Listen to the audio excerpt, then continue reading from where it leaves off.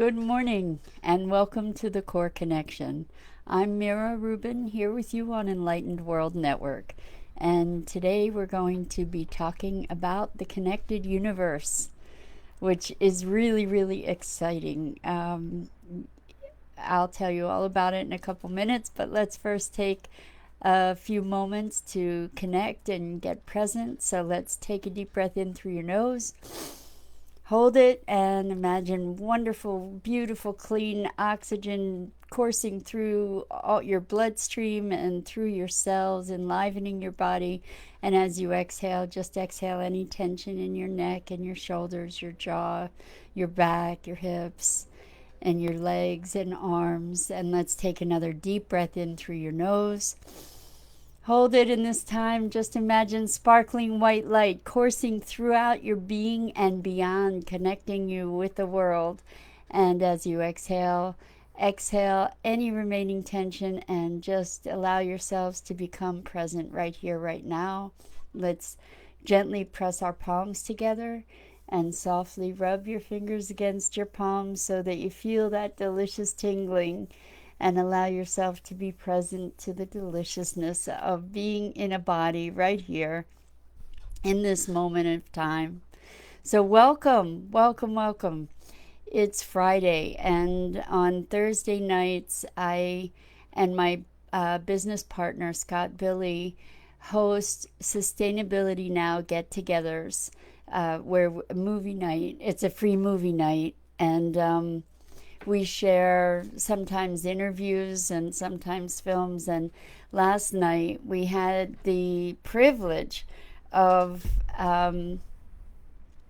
screening a movie called The Connected Universe, which is absolutely a visually spectacular film, and it talks about the connectedness of everything, and it's based on the work of Nassim Haramein, whom I've mentioned before, who is a unified physicist who has been working for more than, I think, 25 years on creating a unified theory of physics. And it was such a really amazing, amazing evening. We were joined by Marshall Lefferts, who is a one of the faculty at Resonance Science Foundation, which is Nassim's organization. And it was just brilliant because what the discussion was about was bridging science and physics and metaphysics, creating a unified theory that accounts for all the phenomena that we experience in our lives and in the world. So the psychic phenomena, the synchronicities, what arose for me, which was so exciting, was the revelation that the science that we have currently had, that we have currently ascribed to, dismisses so much of human experience as non-scientific. And so what this theory of the theory of everything, or the unified theory, accounts for all kinds of synchronicities and accounts for this human consciousness and awakening and connectedness. And it's just a remarkably beautiful and wonderful thing. Good morning, Dido, and good morning to everyone else here. We're talking about The Connected Universe, which is a magnificent film that highlights the work of Nassim Haramein. And last night we aired it in our Sustainability Now movie night. And our movie nights are free, by the way, so if you're interested in getting notifications about that, you can check out our website at sustainabilitynow.global and sign up for our mailing list, and you'll get notifications about our movie nights. Anyway, last night was awesome. We had our best turnout ever, and we were joined by Marshall Lefferts, who is a faculty member of Resonance Science Foundation, and he has also, I'm trying to remember the name of his site. I think it's called oh boy, now I'm embarrassed.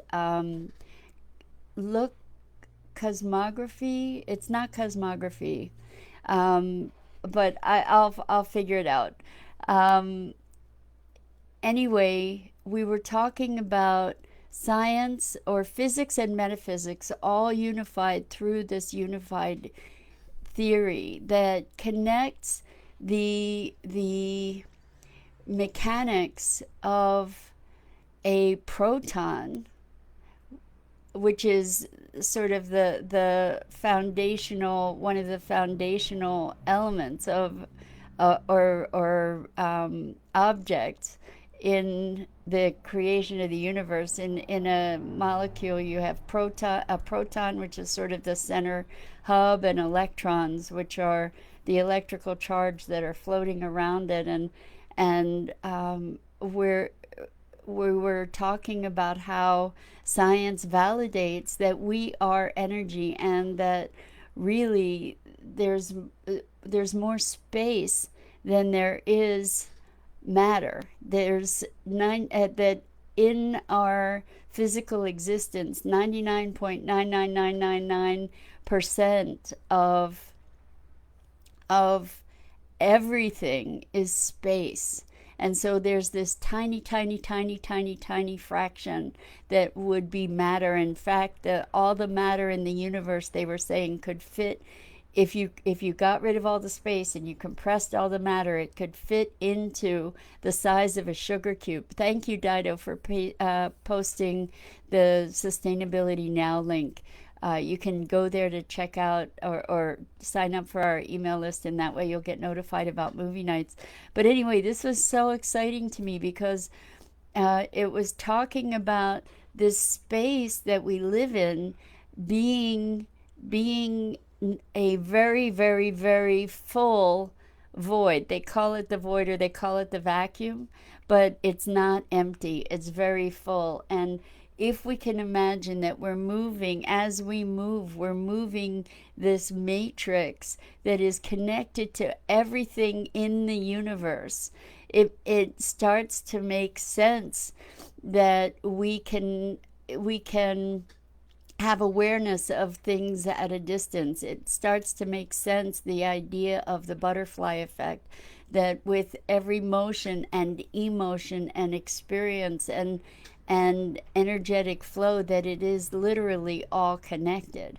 And at one point in the conversation, Marshall brought up he said it's not lots of, or an infinite number of interacting elements. It's not all kinds of different motions. It's all one motion. Everything is all one thing, that it's all working together. And I had this moment where my mind just went, just blew up with this notion that everything all working together is working in perfect synchrony and harmony. And that as we tease apart these things, these events, these moments, and isolate them to start looking at how this doesn't work, or that doesn't work, or this does work, and on and on. We're pulling apart the notion of this unity in the same way that we have created a mechanistic society and model of medicine, where we can say, oh, you have a kidney infection, and look at that kidney in isolation from the rest of the whole. And that's kind of what we do, is we look at the world and we look at our problems, and we look at those problems, trying to isolate them and deal with the symptoms of those those issues rather than looking at the integration of the whole. And there was another thing that Marshall said last night, which was amazing, is that protons are the center of molecules. Okay, so they're kind of the heart of the molecule, and that to discover the smallest particles, what science has been doing is taking energy and bombarding these protons to break them into smaller and smaller particles.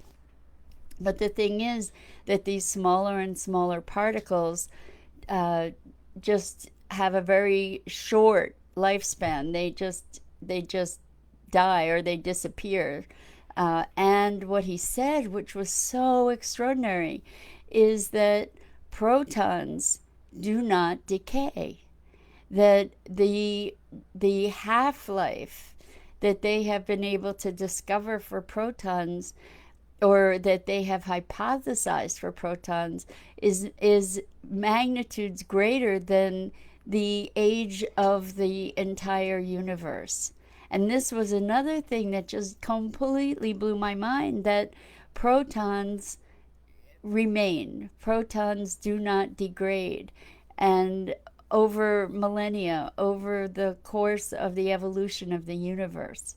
So that was quite remarkable. And if you have the opportunity, if you can find this movie, it's called The Connected Universe.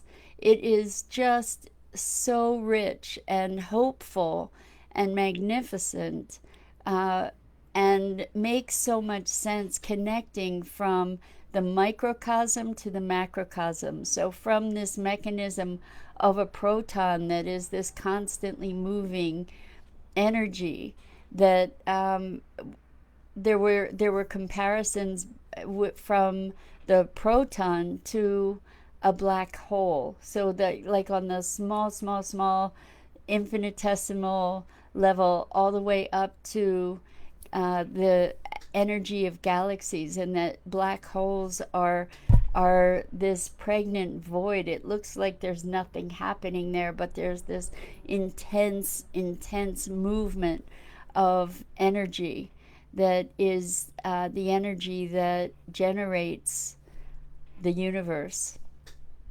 So it's so exciting to, well, I'm a nerd, so for me it's really exciting to see that what's evolving is a concept and a proof of our oneness, of our connectedness, of the unity of this illusion where we experience ourselves as separate. And I just want to explore with you what it would be like, what the implications of this notion are, like, if we really got scientifically, because so many of us sort of have adopted science as a religion, if we were to adopt scientifically and believe on a rational level how completely connected we are and how we are interconnected. This was another thing that was shown in the film that revolutionized, or is revolutionizing, the notion of what reality actually is that we have all these energetic fields, and in thinking about molecules, rather than thinking about molecules and everything else as these discrete things that bounce off each other, that in fact instead they are energetic fields. And as these energetic fields interact, they intertwine with one another. And just that concept alone really is transformative, rather than imagining human beings as being discrete elements. If you can imagine us being energy fields, which is really more the truth of who we are, we're these energy fields that if you could imagine like circles, like when you drop a pebble in a pond, and it ripples outward in these wave patterns. So if you can imagine each of us as these energetic wave patterns, and when we come into proximity with other objects and other people and other life forms and other energies, that the energies don't don't oppose one another, they actually engage with one another. And I found this really exciting. Let me know if this is stimulating to you guys, because like I said, I'm a nerd, but I've my biggest question pretty much throughout my life has been, what is going on here? What is this about? And to hear that physics and that science is actually moving toward moving in a direction that validates all the knowing that I've had in my life, the awareness, the sense of connection, and to have that being validated in science, to me really trumpets an evolution of human awareness. And so to see enlightenment, to see awakening moving into science, and to have science be validating consciousness, and rather than denying it, is so amazingly exciting to me. Because whenever people have said to me, well, that's not scientific, or you can't prove that, when I've talked about energy work, or other levels of consciousness, and imagine that you've experienced these things as well, is that a science that denies the existence of the things that we know, and by dismissing them as anecdotal, and saying that they therefore don't exist, or that's woo woo, that's not science, is a science that's incomplete, because as human beings we have these experiences. So Sandra Brown says she's loving all of this and it's fascinating. Thank you, Sandra, because I find it really fascinating too. Obviously, I'm really excited about all this. So if you check out resonancescience.org, that is Nassim's organization, and you'll find Marshall Lefferts there too. And Marshall is one of the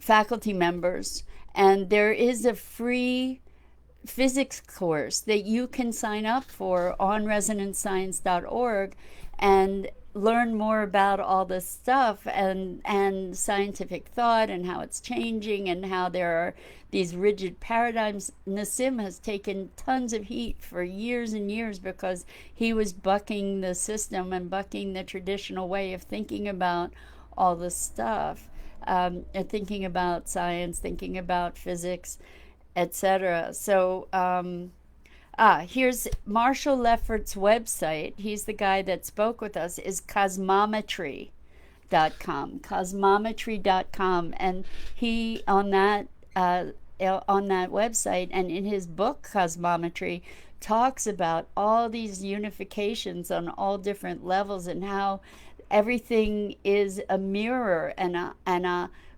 hollow fractal reflection of everything else. So it's cosmometry.com or cosmometry.net. And so he's talking about the relationship, the harmonics of music related to the harmonics of mathematics, related to the harmonics of the universe. And it's such amazing, exciting stuff. And in the movie also, they were talking, I took some notes, so I'm just sharing some of them, that consciousness is a result. I believe that they were saying that consciousness is a result, but I'm wondering if it's the other way around. Consciousness is a result of space-time feeding back information to itself. So thank you, Dido, for posting cosmometry.com. That's Marshall Lefferts' website. And Marshall, by the way, this was also really exciting. Marshall was engaged in creating the first Thrive movie. And you may have heard of it. I think that it's thrive.com. And he's going to, hopefully by September, actually, by maybe late September, be releasing the movie Thrive 2. And obviously Marshall's working on this with a bunch of other people, but it looks to be very, very exciting. And I think, I'm not sure what the website is for Thrive 2. It might be, I'm looking at my notes here to see if I have it. And I don't. It might be More Thrive or Thrive More, possibly.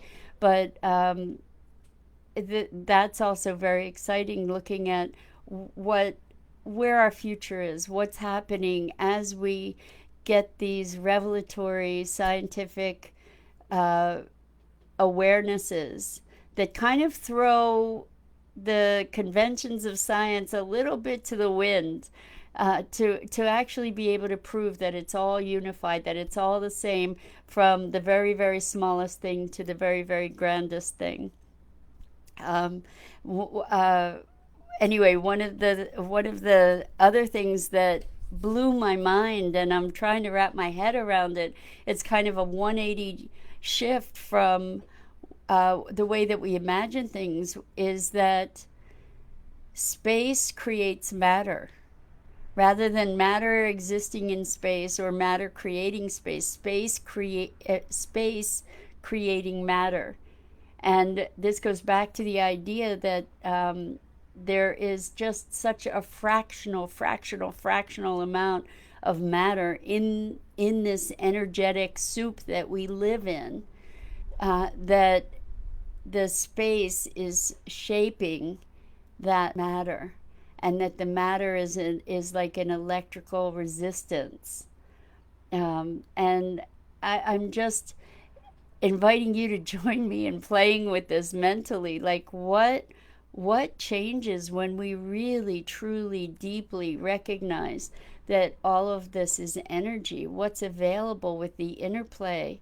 Like, when we have that conceptualization and that realization, perhaps it gives us greater access to that energetic realm, because we believe it on an even deeper level. We all know that our beliefs shape our experience. So what happens when we really truly believe in our being, that we are energetic fields interacting with other energetic fields through the universe?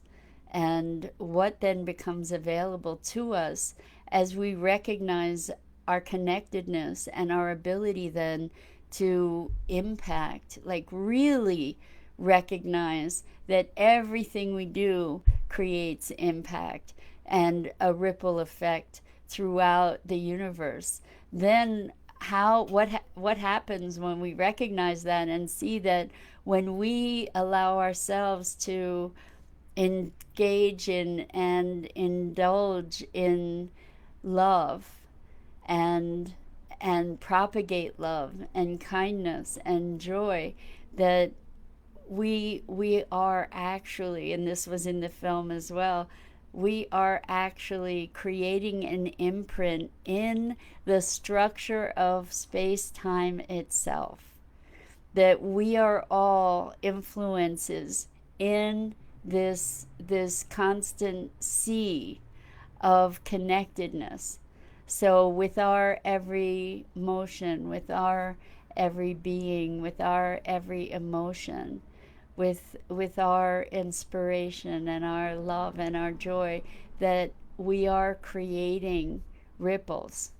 And when we think about experiments that have been done with the impact of prayer on crime rates, on health, on all kinds of things, when we allow ourselves to think about the connectedness of things and the frequency of energy that we are and that we emanate, then we can understand that this actually is real, that we are part of this much grander organism that unites all of us as one in one constant, amazing, miraculous dance. And I just find such inspiration in this. Dido says, it blows my mind in a wonderful way. It changes my experience of being alive. Absolutely, right? I can't wait for science as a whole to get to the necessary paradigm shift. That, you know what, Dido, I agree, because as that happens, as science grows, as science starts embracing this, it is a shift of consciousness, because science drives so much of our other paradigms. Science drives our way of interacting with the world, from politics to mechanics to manufacturing to technological possibilities. Like, when we realize that this is all connected and it's all energy, and so much of it is what has been called dark energy. And why has it been called dark? Mostly because the people that were referring to it didn't really understand, couldn't see into it, right? But this dark energy has the unlimited potential for creation. And so by tapping this energetic field, we have the potential for unlimited energy, 0 point energy. Many of you may have heard of that already. It's just so amazingly, mind-blowingly exciting and hopeful to me to be seeing the structure of our or the foundational structure of so much of our thinking evolving to what so many of us collectively know together, right? Which is that we are connected, that we are spirit or consciousness manifest in a physical form, that all these things that so many of us have been invalidated about and by are being incorporated and validated in this grander cosmology, which is it's just amazing to me. And I'm gonna wrap up today with this notion from the movie, which was amazing. And the movie that I'm talking about is The Connected Universe. Was that the elements of which all things are made, including us, the elements of which we are made, were forged in the heart of stars. So connect with this. The molecules that make up our being emerged from stars. We are literally made of stardust. And with that thought, allow yourself to experience that you are a manifestation of the cosmos, that you are made of stardust, and you are connected to the furthest reaches of the galaxies and to the deepest heart of all other beings on this planet. And with that, I'm going to wish you a remarkable and expansive day and weekend. And I'm Mira Rubin. This is the Core Connection. I'm here every weekday morning at 9 a.m. Eastern. And I'm so grateful to have your company and to be sharing our time together. And please check out the remarkable programming on Enlightened World Network. Wishing you revelation and wonder with your connection to the stars. Much love.